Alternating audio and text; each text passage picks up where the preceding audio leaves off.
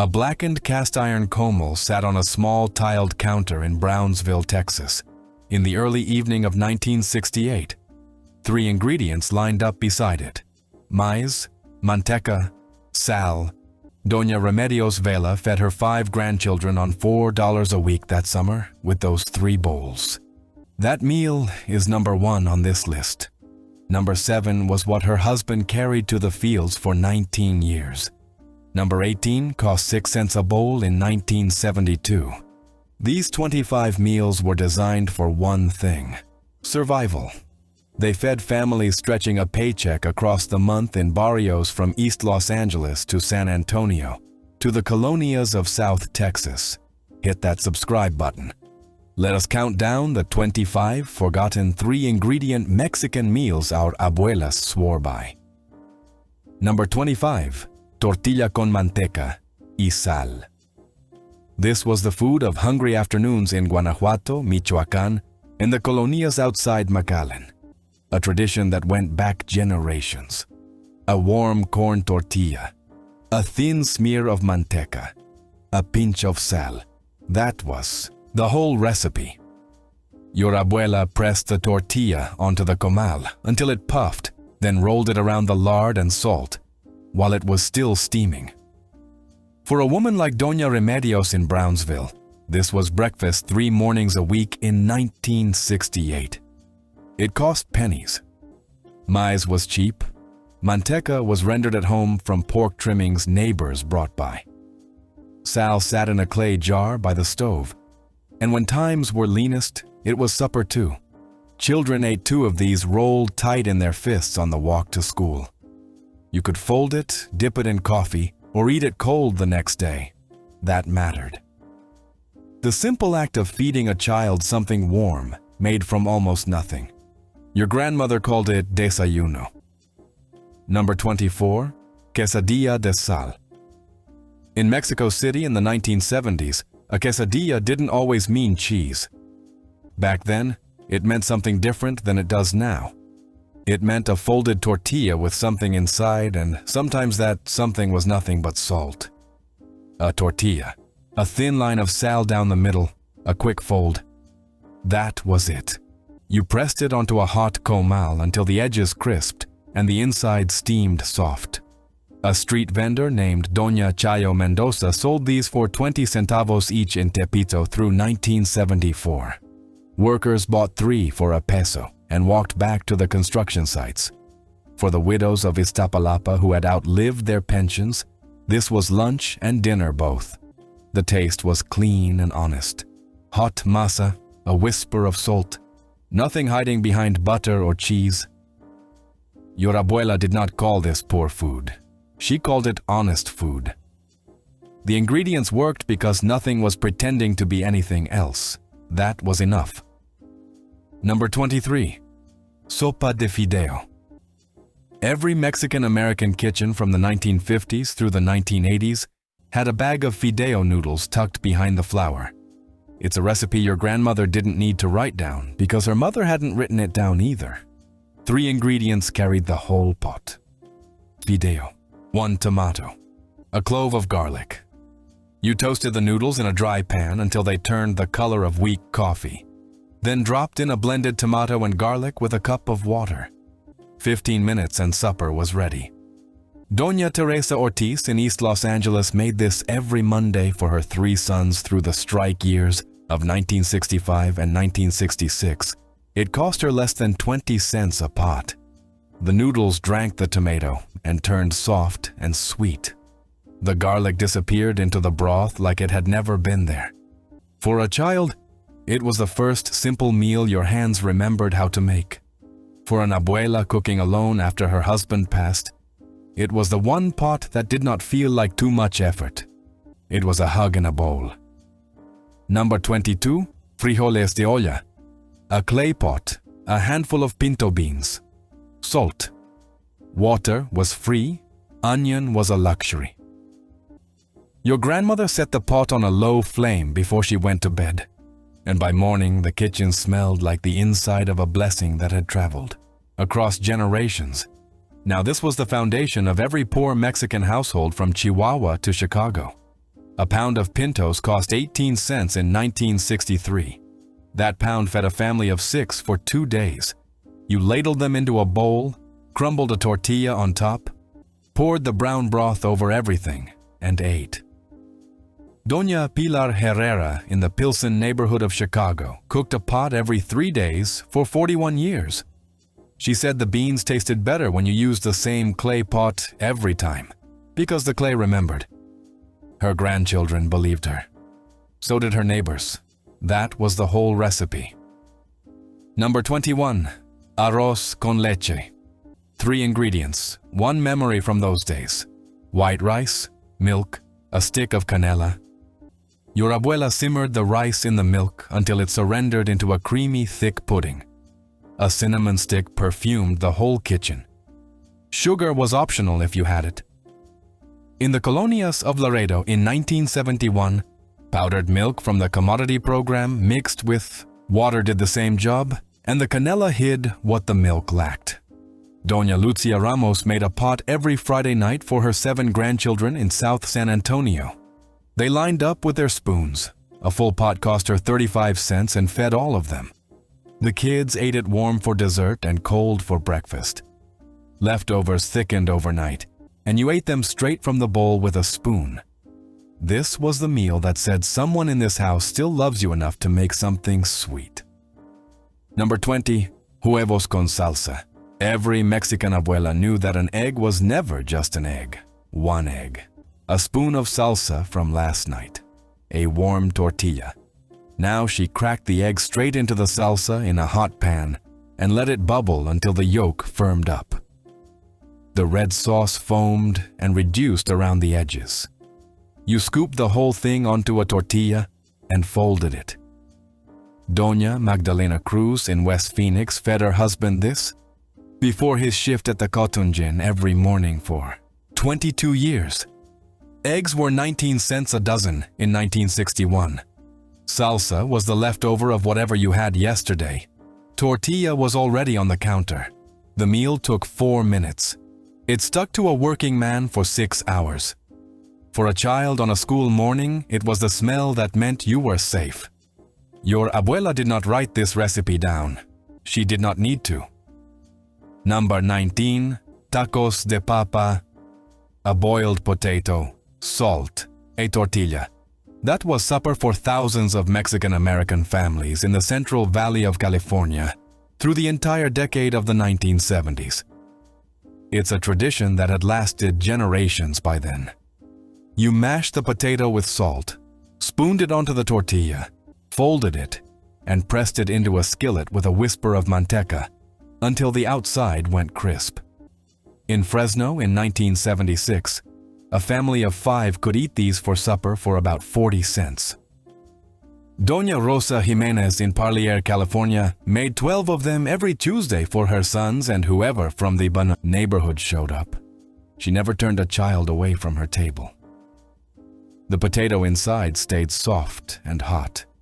The tortilla outside crackled when you bit it. A little salsa on top if you had it. A squeeze of lime if you were lucky. This was not a sad meal. It was a full belly from almost nothing. And for a kid walking home with holes in his shoes, that was the kind of miracle you remembered your whole life. These tacos were never about being cheap. They were about abuelas who refused to let anyone at their table go to bed hungry. They were about kitchens that stayed open 1 hour longer than they should have because another neighbor knocked. They were about the quiet power of feeding people with what you had. Number 18. Torta de huevo en salsa. In Jalisco and the Mexican-American towns of New Mexico, this was a Thursday night supper for decades. It's a dish that didn't need fancy ingredients to feel like tradition. An egg beaten with a little water. A spoon of flour. Red salsa? You whip the egg and flour into a thin batter. Fried it flat in a hot pan like a pancake. Then drop the whole patty into a simmering pot of red chili salsa. The torta absorbed the sauce like bread absorbs broth. Doña Amalia Salazar in Española, New Mexico, served this to her husband every Thursday from 1959, until the day he died in 1981. The meal cost 6 cents a bowl in 1972. She cooked it in a blue enamel pot that she had carried with her when the family moved north from Chihuahua. For an abuela cooking alone in her kitchen, this was protein, starch, and heat in one pan. You ate it over rice, or just with a tortilla. The chili opened your chest on a cold night. That was enough. Number 17, gorditas de manteca, masa, manteca, sal. Your abuela worked the 3 ingredients together with her hands until the dough turned soft and slightly shiny. Then she patted small, thick discs onto the comal. The manteca inside the dough melted as it cooked and left little pockets of richness. A warm gordita split open and eaten plain was already a meal. That's how her mother had taught her and how generations before had done it. You could stuff them later if you had leftovers, but most of the time you did not. Doña Elvira Contreras in the Segundo Barrio of El Paso made 20 of these every Sunday for decades. Her grandchildren stood in line before church. Each gordita cost her 2 or 3 cents to make in 1964. She worked the dough with arthritic hands well into her 80s. That mattered, because the weight of a warm gordita in your palm was the weight of a woman refusing to stop cooking. Your abuela called that love. Number 16, calabacitas con queso, a Mexican zucchini, a handful of fresh cheese. Salt. That was supper in Michoacan backyards and Chicago apartments where someone's tia grew calabaza in a window box. You chopped the calabacitas small, cooked them down in a dry pan until the water cooked out, then crumbled queso fresco on top and covered the pan for 2 minutes. The cheese softened and melted into the vegetables. You ate it straight from the pan with a tortilla. Doña Virginia Espinosa in Pilsen, Chicago, grew calabacitas on her 3rd-floor fire escape for 31 summers. She said you could tell a good one by the weight in your hand. The meal was clean and simple. The sweetness of the squash played against the salty cheese. For a widow eating alone at a small kitchen table, this was the dignity of a meal made from 3 things she had chosen herself. That mattered. Number 15, agua de limón, lime, water, sugar. This was not a meal, but in the heat of a San Antonio July or an afternoon in Hermosillo, it was close enough. Your abuela squeezed limes into a pitcher of cold water and stirred in sugar until it tasted right. She kept a pitcher on the counter all summer. A poured glass cost her less than 2 cents in 1970. Doña Felipa Trevino in the west side of San Antonio served it to every child who came to her porch between 1955 and 1988. She said the limon cooled the blood and the sugar put a smile on a tired face. The neighborhood kids knew which porch to run to when the asphalt was melting. Sometimes she added a stalk of hierba buena if her mint was growing. Sometimes not. 3 ingredients in a pitcher kept a whole neighborhood of children hydrated through 3 decades of Texas summers. That was the whole recipe. Number 14, caldo de papa, a potato, an onion, salt, water. A pot of this was the supper on the coldest nights in the Mexican-American farm towns of the San Joaquin Valley. You peeled and cubed the potato, sliced the onion thin, and dropped both into boiling salted water. 20 minutes and you had a broth that tasted like a memory passed down from her mother in Chihuahua. Doña Carmen Aguirre in Mendota, California, cooked this every Tuesday in winter through the entire 1970s. It cost her about 15 cents a pot. Her husband came home from the cotton fields with cold hands and a tired back. The steam from the caldo hit his face before he sat down. The onions sweetened in the water. The potato fell apart at the edges. You could add a torn tortilla to thicken it, or a spoon of salsa for heat. For a senior cooking alone, this was a pot that stayed hot on the back burner all day. You could eat it 3 times before bed. That was the kindness of caldo. Number 13, chilaquiles verdes, stale tortillas, green salsa, salt. Your grandmother never threw away a tortilla. It's a rule that went back to the Depression when nothing got wasted. She let them dry on the counter overnight, cut them into triangles, and fried them in a splash of manteca until they crackled. Then she poured warm green salsa over the chips and let it sit for exactly 30 seconds. The tortillas drank the salsa and turned tender, but not soggy. Doña Guadalupe Lopez in East Los Angeles made this every Saturday morning for her husband Chuy and her 4 children through the 60s and 70s. A pan cost her about 12 cents in 1967. She topped it with whatever she had. An egg sometimes. Crumbled queso if someone had dropped by with a piece. Often nothing. Because the chilaquiles did not need anything to be a meal. The green salsa woke up your mouth. The crisp, soft tortilla filled your chest. That was breakfast. Your grandmother called it sábado. Number 12. Nopales asados con sal. The prickly pear paddle was free if you grew it, and half the Mexican-American households in Tucson and Nogales grew it in the back of the yard. A nopal. Salt. A squeeze of lime if you had it. You scraped off the spines with a knife, cut the paddle into wide strips, and laid them on the comal until the green turned dark and the edges charred. Salt went on at the end. Doña Josefina Molina in South Tucson served this to her husband every summer evening on the porch through the 1960s. It cost her nothing but the walk to the backyard. The nopal turned slightly chewy and tasted a little like green beans crossed with lemon. For a working man who ate beans 6 nights a week, it was the vegetable that made the table feel whole. That was enough. Number 11. Arroz blanco con huevo. White rice, 1 fried egg, salt. Your grandmother cooked a pot of rice on Monday morning and fed the family from it for 3 days. That's how it was done in those days. Any rice that was left by Wednesday night became supper with a single fried egg on top. The rice reheated in the pan with a splash of water. The egg went in a second pan with a little manteca. You slid the egg over the rice and broke the yolk with the back of a spoon. Doña Esperanza Diaz, in the Mission District of San Francisco, fed her 4 children this through the rent hikes of 1974. A plate cost her 8 cents. The yolk coated every grain of rice. The salt pulled it all together. For a child who had never tasted caviar or steak, this was the most satisfying thing a kitchen could produce. The yolk was the sauce. The rice was the stage. That mattered because children grow up remembering which suppers made them feel full and loved.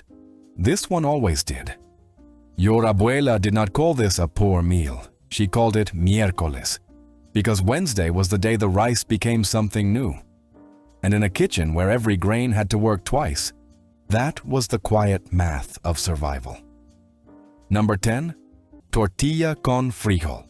A warm tortilla, a spoon of mashed frijoles de olla. Salt. Your grandmother didn't call this a taco. She didn't call it a burrito.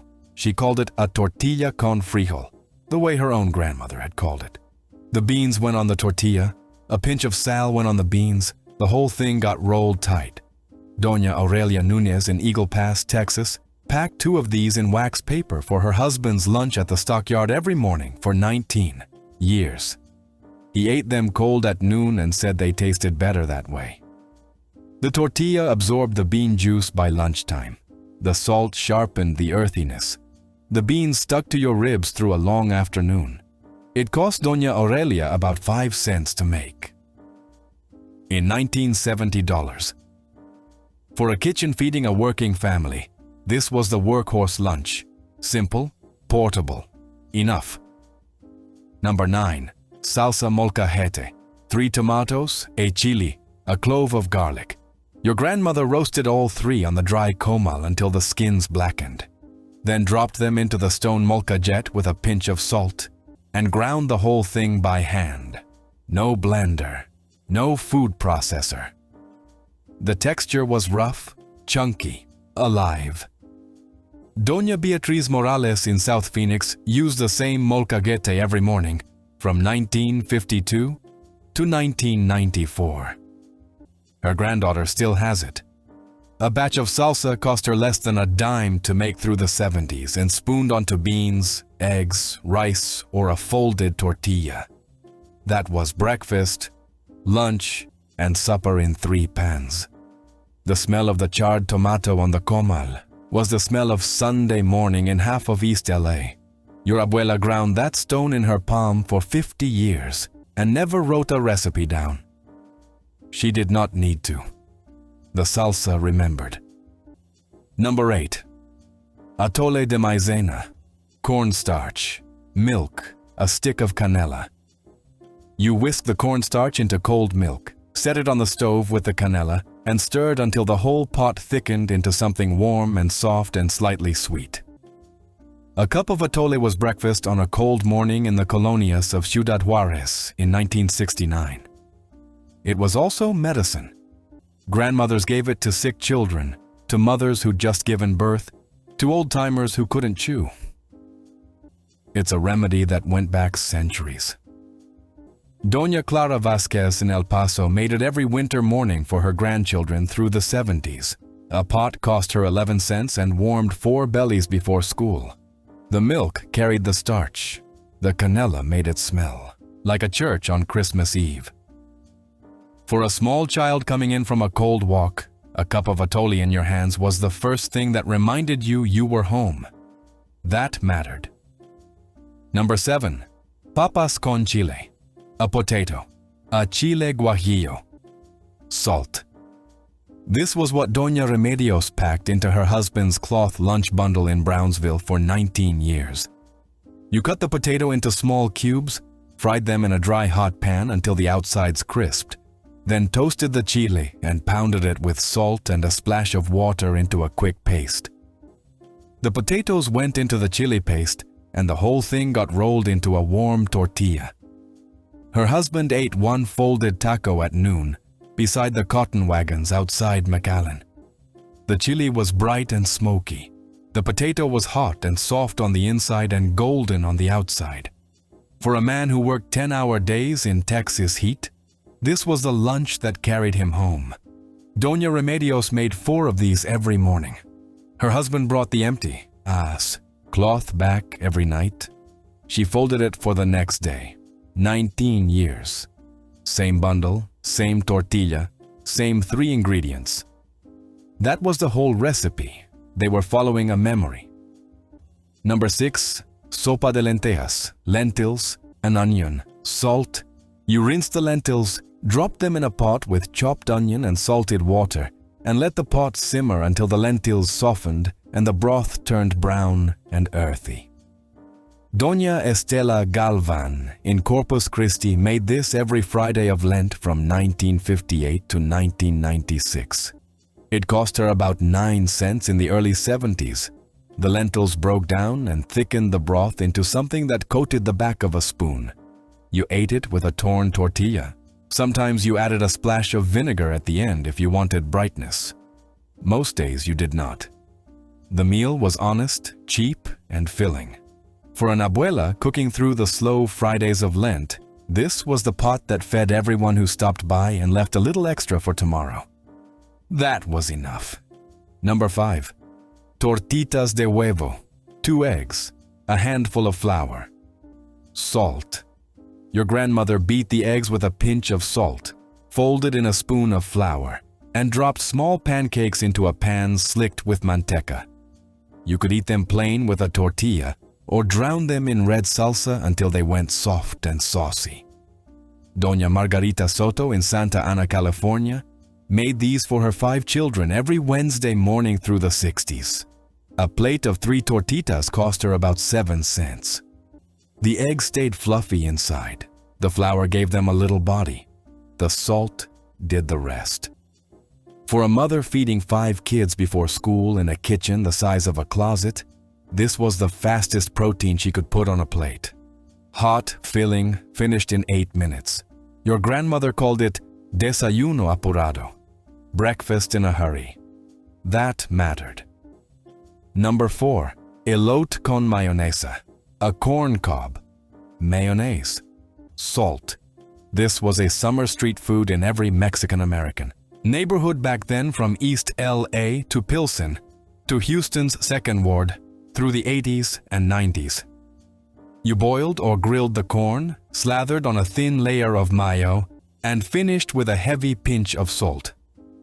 A vendor named Don Pedro Ramirez in Boyle Heights sold these from a pushcart on Soto Street for 50 cents apiece through 1983. Children and grandmothers lined up together. The corn was sweet and hot. The mayo coated every kernel. The salt pulled the sweetness forward, until you tasted more corn than corn itself was capable of.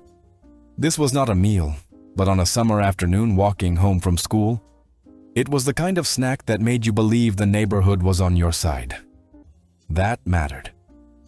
Number 3, plátano frito, a ripe plantain, a spoon of manteca. Salt. The riper the plantain, the blacker the skin, the sweeter the meat inside.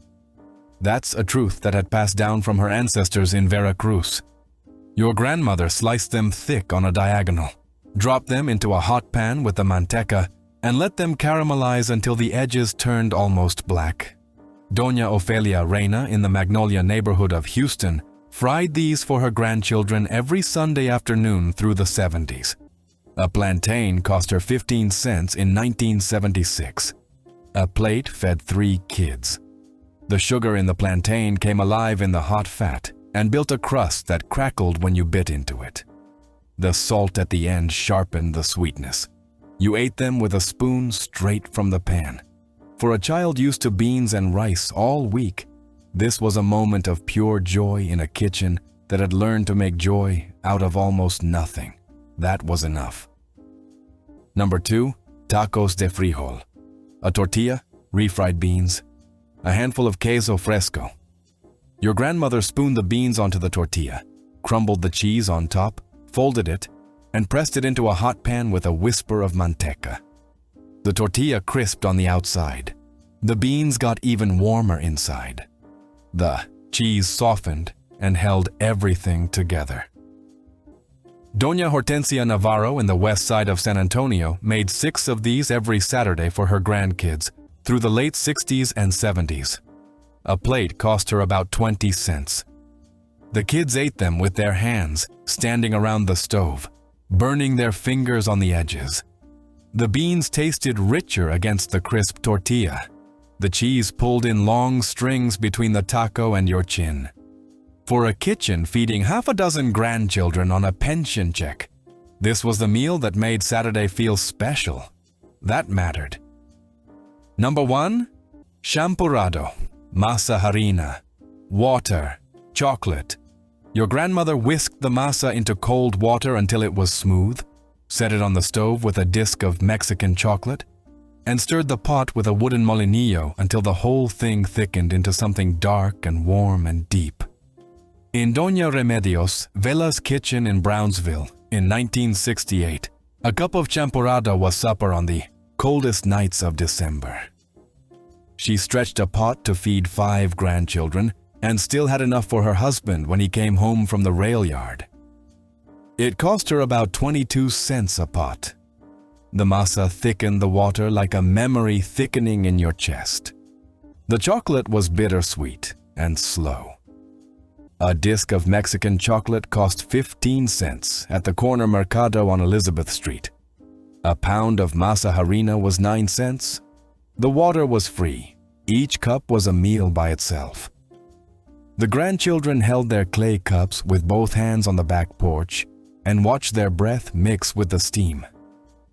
For a family that had no tree, no lights, and no gifts under anything, champurrado was the Christmas that arrived in a clay cup.